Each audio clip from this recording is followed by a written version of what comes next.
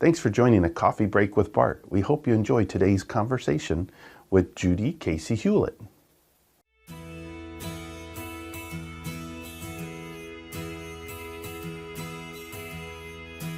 So, I'm here with Judy Kasey Houlette from Friend for Life Cancer Support Network. It's a full sentence there, right? It's not just Friend for Life Cancer Support Network. That's correct. I'm excited. You're the first Coffee Break with Bart. I am so honored. And so that's pretty cool. We were all sitting around. I say we. There was about 5 of us, 4 of us, I don't know, some number of us. And we were saying, let's do something fun to get other organizations noticed as we're talking about technology, but also getting them, in the forefront. And you were the first name mentioned, and Friend for Life. Of course, it was on the tails of our big event this year, the Friend for Life event. So I think maybe you're like, it's got to be Judy. So I'm glad you'd take time and meet me. How long? I'm going to jump into questions. Sure, that's fine. How long have you been with Friend for Life? Oh, goodness. I started as a volunteer in 1999. Okay. Then took over as director in November of 2000. 2000. Yeah. So really 21 years? As the director, 21 years? Well, for a long time, I was the only staff person. Okay. So, yeah, we're now up to 3 or 2.1. 2.1, whatever. Yeah. But you have an army of volunteers. Oh, goodness. Tell me, why do you have an army of volunteers? What do they do? What's the purpose of all these volunteers? Because you have hundreds, right? We do. We have, I think, a little over 400 volunteers right now. Most of those are cancer survivors. Some are caregivers, some have played both roles, and they are trained to provide one-to-one support to people who are facing cancer. So our mission is to connect those people who are facing cancer, who are going through a really difficult time, to connect them with a trained survivor of a similar experience so they are not alone going through it. Even if you have a wonderful support system in your family and friends, cancer impacts everybody and is stressful for everybody, and you're afraid for your loved one, and if you're the one who has the diagnosis, you don't want to burden your loved ones with your worries. So it's just a complete stranger, but somebody who gets it because they've been there to talk to. So I remember, full disclosure, I've been a board member now for years. I don't know the number of years I've been a board member. Not yet 21, but close. Yeah. And in that, I remember at one point saying, what are our numbers? How are we helping? What are we doing? And because I just wanted that to be more and bigger and everything else. But the reality is, over all these years, the numbers are pretty big. I mean, do you know off the top of your head how many inquiries you all might get, phone calls, emails for people seeking something, right? Sometimes they're seeking that match. Sometimes they're just seeking a variety of things, maybe resources, or how many of those do you think you all take in a year, those types of calls? Around 1,500 to 1,600 a year right now. Wow. And that's just with a couple people on staff? Yes. And so if I'm, kind of walk me through the process a little bit, if you would. So I'm somebody who's recently diagnosed, we'll say. I got something from my doctor, maybe, some kind of a pamphlet, something. I heard the name, somewhere there's a connection, and I call.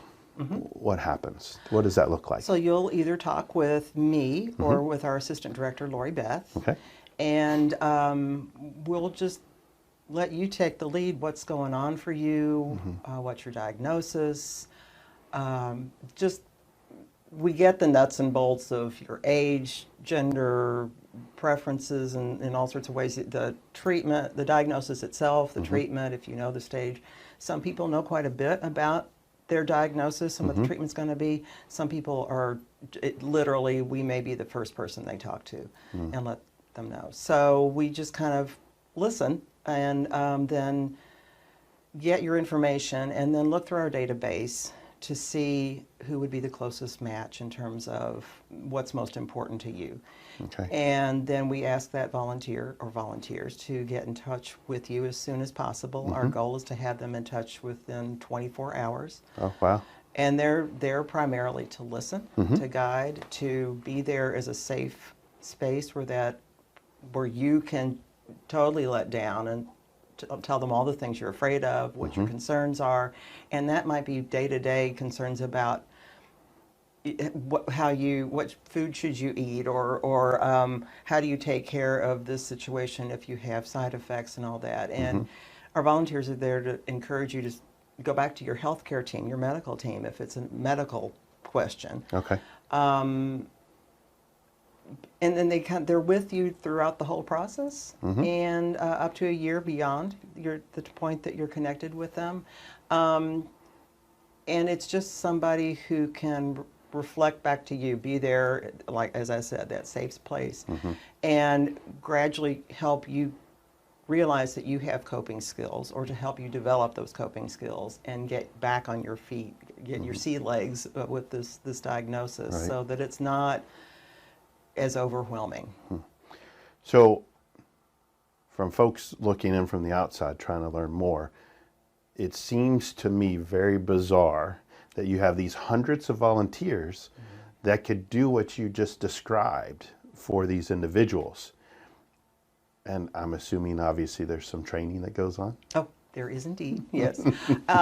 Thankfully, prior to the pandemic, I think it was 2012, we received a grant from the Kentucky Colonels, Honorable Order of Kentucky Colonels, and created a series of training modules that are based on our previously live training. Our live training took place usually on a Saturday and was the entire day.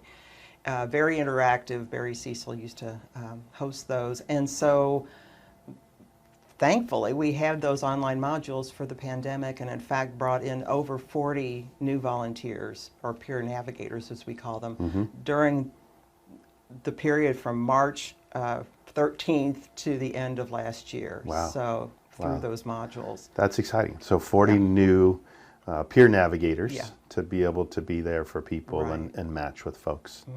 You know, obviously Friend for Life has a warm spot in my heart, and you know, you knew my mom who passed from cancer, and but it's just such a neat organization, and all the pieces and parts you all put together. Let me ask you this. Now, of course, I get to know some things because we do a little bit of help on the technical side. When it comes to tech, people don't think about that when it's a nonprofit.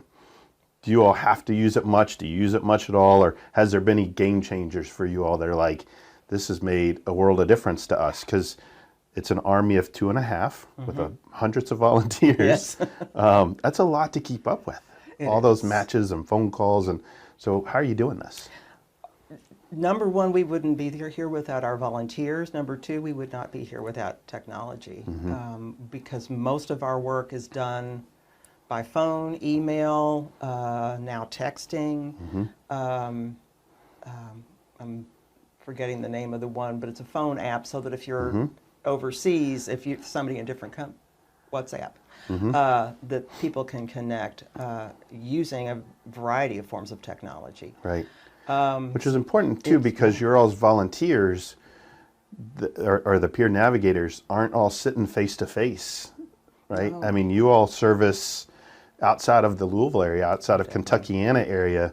You all are now in Definitely national, but also some international as well. Yeah, Yeah. because they can do it over the phone, video conference, whatever works for the individuals. And email can be great too, because if you're in a totally different time zone, and that really is the preferred way to communicate for some people. Okay, just that written word, knowing that Yes. somebody's there to just kind of be there for whatever. Exactly. Yeah.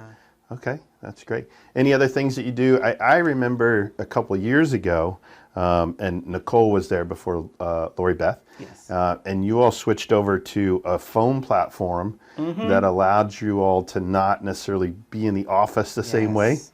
I remember how excited you all were once that happened. And then, of course, that was prior to the pandemic That was as well. January of 2020. We Yeah. went to the VoIP service, and there have been, glitches and bugs, but overall it was, especially when we were working from home.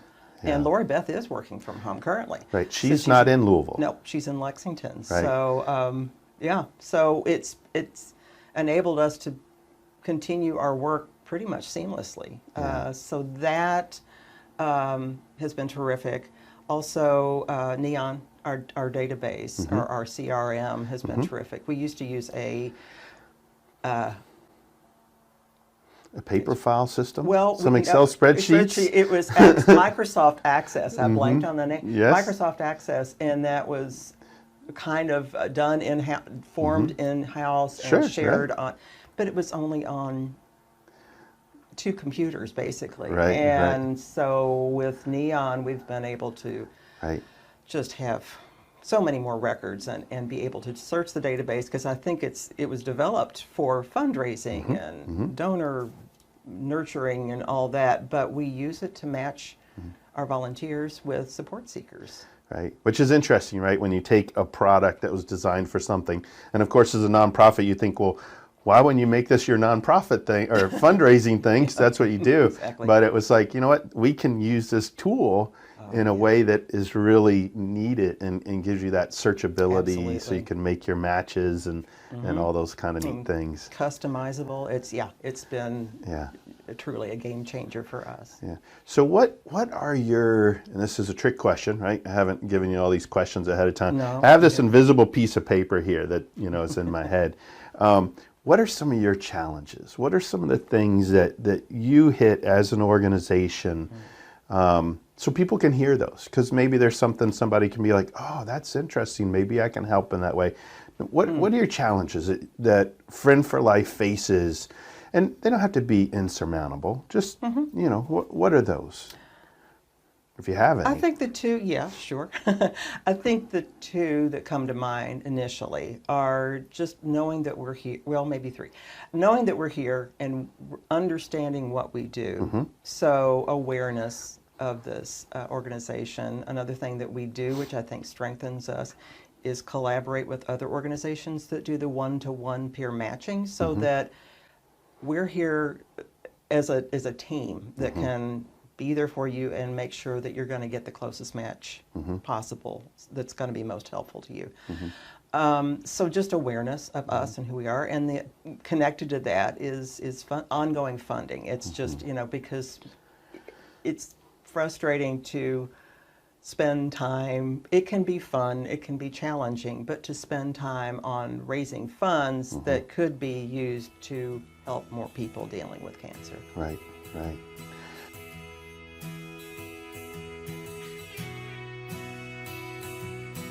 Well, that's been a lot of fun. Stay tuned for our second part of the conversation.